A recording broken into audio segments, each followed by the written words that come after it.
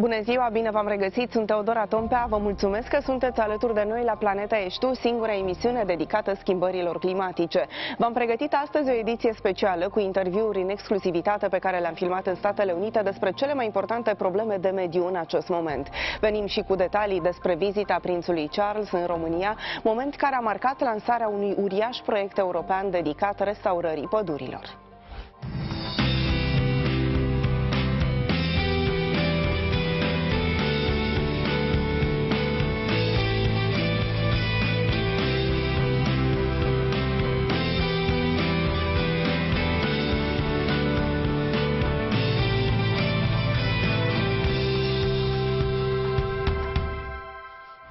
Un militant activ pentru conservarea naturii, prințul Charles a lansat la Sibiu cel mai mare proiect de reîmpădurire din Europa. Nu întâmplător a fost aleasă România ca loc de pornire a acestui plan ambițios.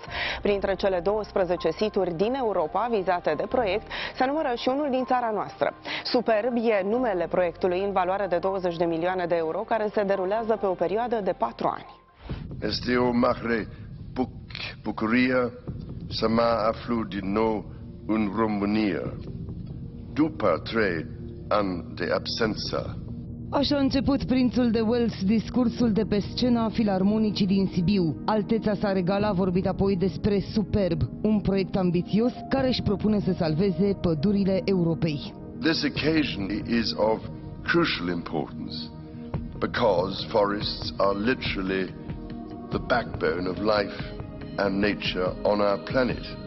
Peste 100 de organizații din domeniul științei și practicii forestiere din 20 de țări sunt implicate în proiectul care vizează 12 situri de restaurare forestieră din Europa. Prințul Charles susține îndeaproape programul. Este conștient și el, ca noi toți, de faptul că avem nevoie de mai multe păduri, că avem nevoie să înverzim întreaga planetă. Este un proiect care include, desigur, și România, iar situl din țara noastră va fi în Munții Carpați.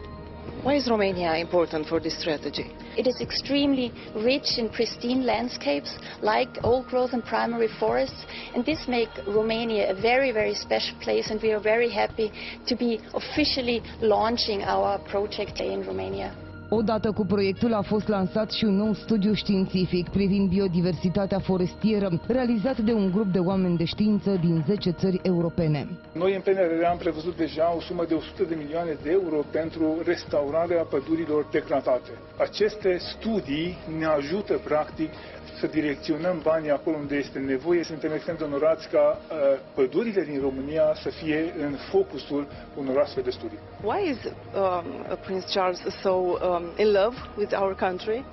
Well, I think he recognizes that you have made great efforts in the past to maintain that natural beauty.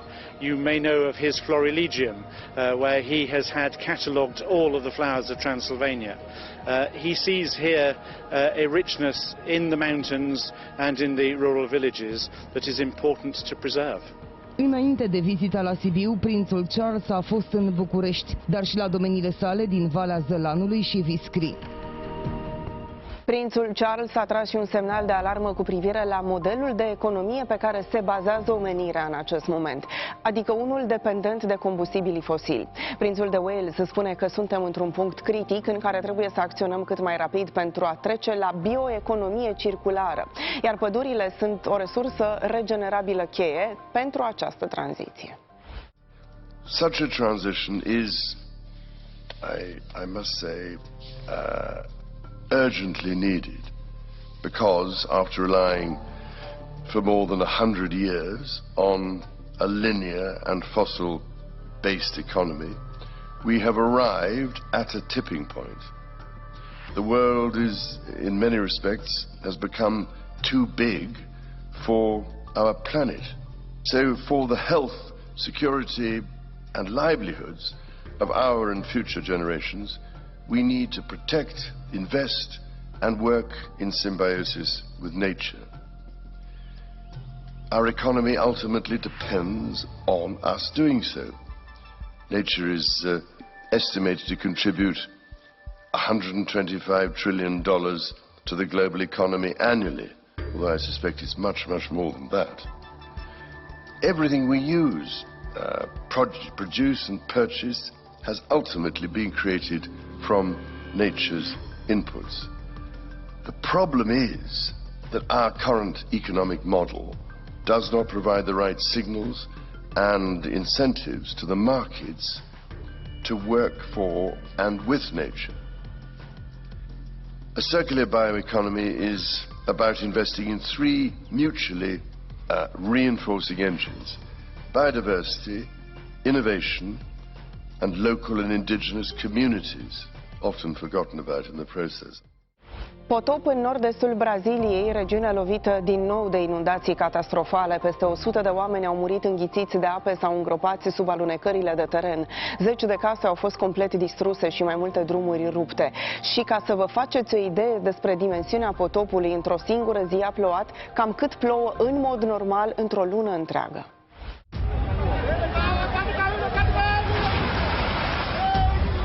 Eu me acordei com os estrondos, com a agonia, com a correria.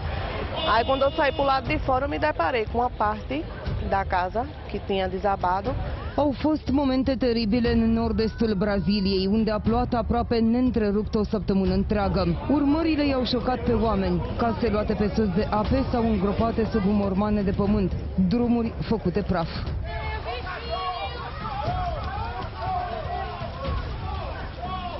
Acharam o corpo dela e acharam mais 4 corpos ali, junto com ela ali. E do meu cunhado, que agora não achou. Está enterrado ali, mais ou menos está ali, onde aqueles homens estão ali, cavando ali.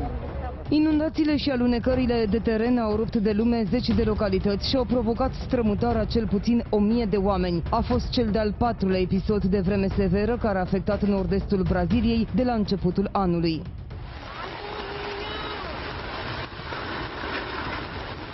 Ao mesmo tempo, solicitei às Forças Armadas o envio de efetivo e de equipamentos que possam nos ajudar nesse trabalho que continua. Părerea unanimă a specialiștilor este că astfel de episoade se întâmplă din cauza schimbărilor climatice, fenomen provocat și de intervenția umană, de data aceasta la cel mai înalt nivel. Chiar președintele Jair Bolsonaro este acuzat pentru defrișările masive din pădurea amazoniană. Unul dintre criticii săi este și actorul Leonardo DiCaprio, care i-a îndemnat pe tinerii brazilieni să voteze schimbarea la alegerile de anul acesta. Răspunsul ironic al lui Bolsonaro a venit pe Twitter. Mulțumesc pentru sprijin, Leo. Poporul nostru va decide dacă vrea să ne menținem suveranitatea asupra Amazoniei sau preferă să fie condus de hoți care servesc interese externe. Pentru al 7-lea an consecutiv, sezonul uraganelor va fi unul peste medie. Anunțul vine de la Administrația Oceanelor, care preconizează că în perioada iunie-noiembrie în Atlantic vor avea loc 21 de furtuni. Dintre acestea, aproximativ 10 vor fi uragane. Totul, spun experții, din cauza schimbărilor climatice.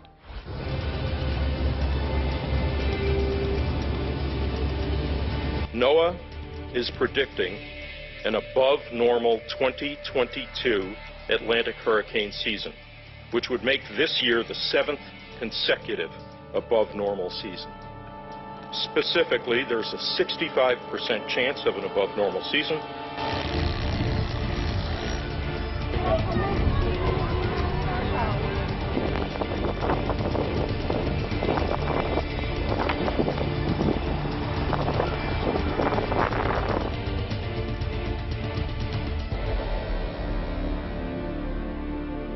My question to the public today is, are you ready?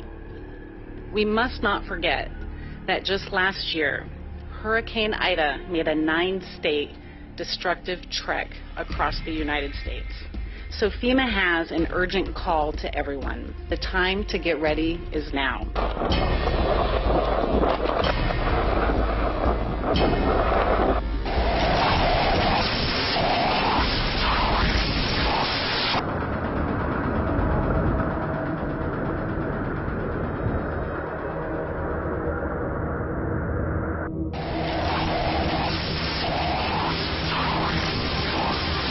Of these, 6 to 10 will become hurricanes with top winds of at least 74 miles per hour. And of these, 3 to 6 major hurricanes ranked as categories 3, 4, or 5.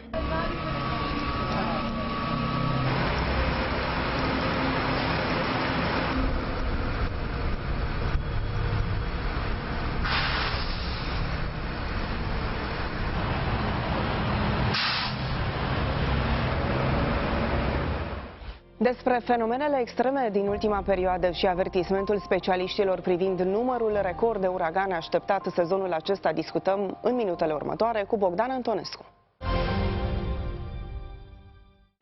E o combinație, în special pentru inundațiile din Brazilia.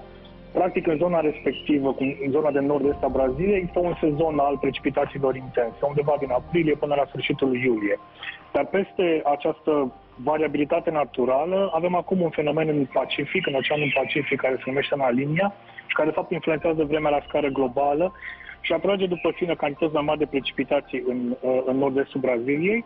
Și mai important sunt componente de la schimbările climatice. Aici sunt de acord foarte mulți experți din Brazilia în această privință. Simplu fiind spus, odată cu creșterea temperaturii medii globale, atmosfera are o capacitate mai mare de a menține vapor de apă. Practic, această cantitate crește cu 7% cu fiecare grad Celsius.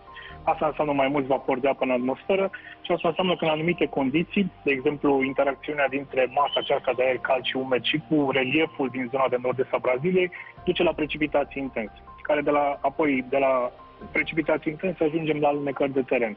Este un fenomen destul de complex care ține de meteorologie, de hidrologie, dar și ce se întâmplă cu geologia în zona respectivă.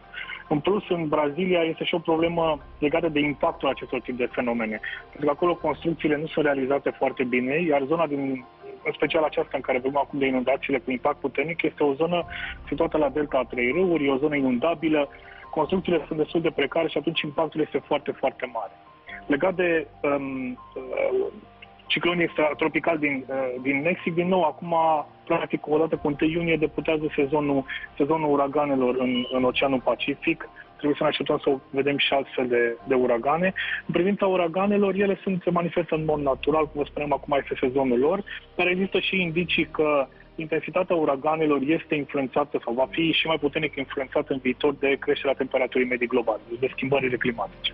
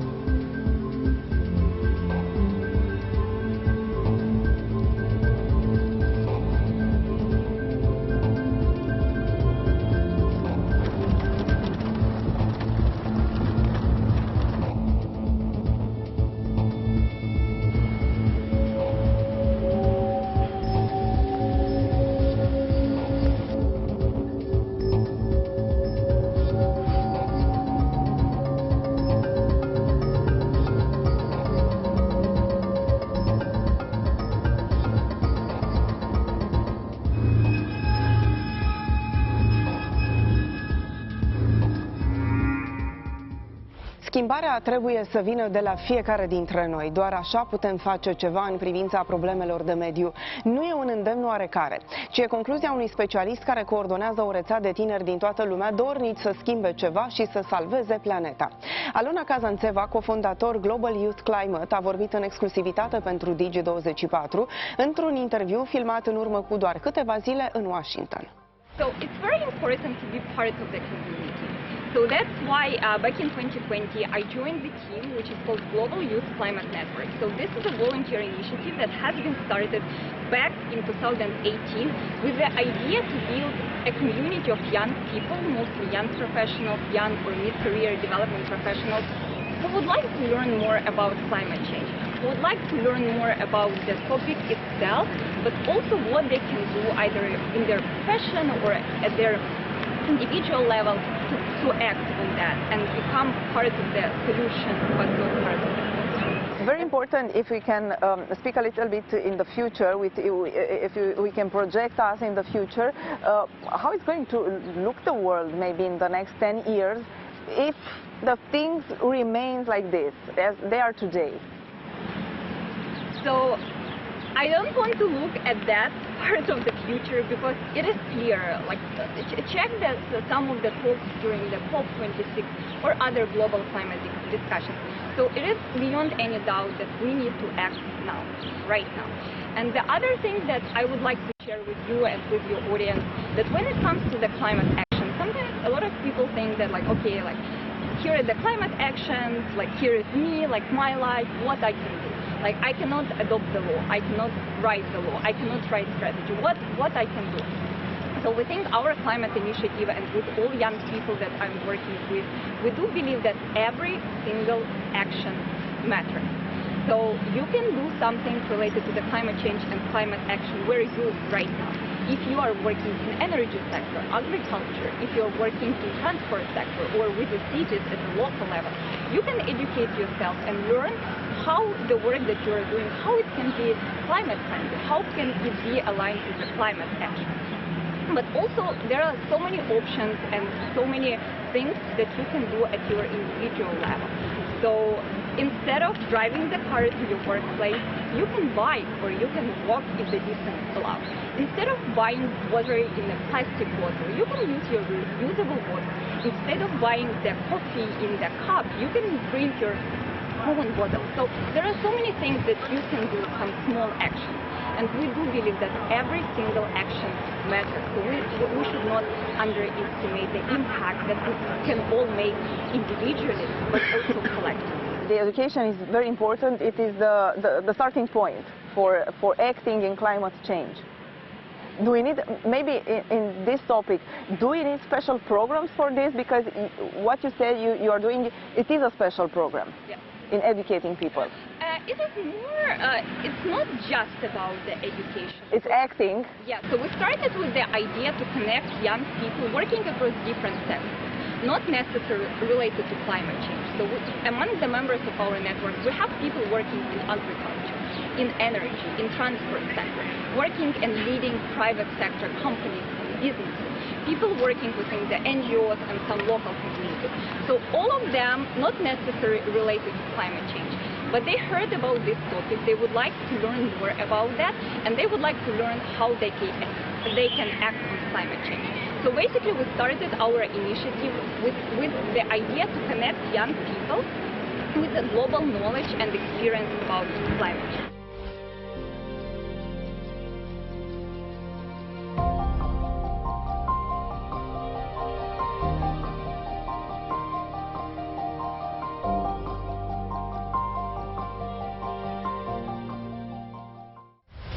Sursele alternative de energie sunt luate în calcul de tot mai multe state odată cu renunțarea la combustibilul rusesc. Una dintre ele este energia nucleară, utilizată cu succes în multe domenii.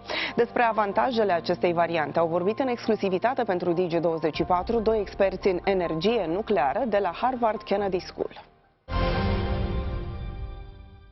Can nuclear power can contribute to sustainability? I would say so. So nuclear power is already contributing to Europe's sustainability initiatives. About 25%, or not less than 25%, of sustainable energy that Europe has and that Europe uses is coming from nuclear. Those are just some statistics to put into perspective the ways in which nuclear energy is already contributing. That being said, there's certainly a lot more room for nuclear to contribute, and we know that before this, this political moment of Russia invading Ukraine, before, nuclear faced a lot of opposition across European countries for a variety of reasons. And over the past decade, since the 2011 Fukushima disaster, many nuclear power plants across Europe were either, shut down or delayed, postponed.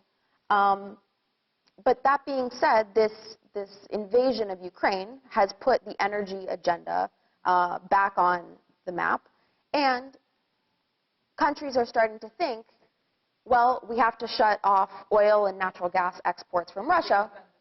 Correct, and to be independent moving forward. So how can we generate that? Solar and wind are not available at scale at this moment, and so they're turning to nuclear.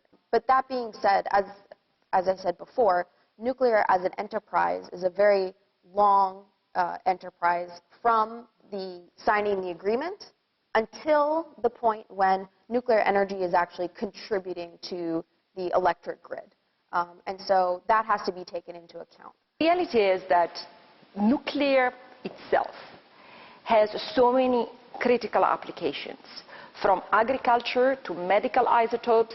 Right now is actually being used, for example, in detection of natural disasters. The IAEA has been using it right now, even in art, to verify, for example, whether a painting is authentic. When you talk to many developing countries, yes, there is the question of energy production. Yes, there is the question of having access to this technology.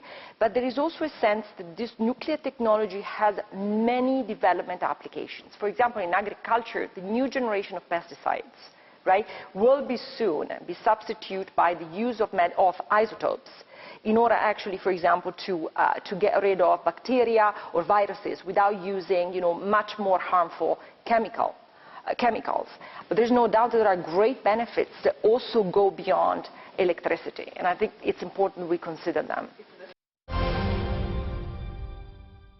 Aici se încheie o nouă ediție emisiunii Planeta, ești tu. Vă mulțumim că ați fost alături de noi. Așteptăm sugestiile și propunerile dumneavoastră de teme pentru o nouă ediție a emisiunii Planeta, ești tu pe pagina de Instagram. Până data viitoare, haideți să avem cu toții grijă de planeta noastră.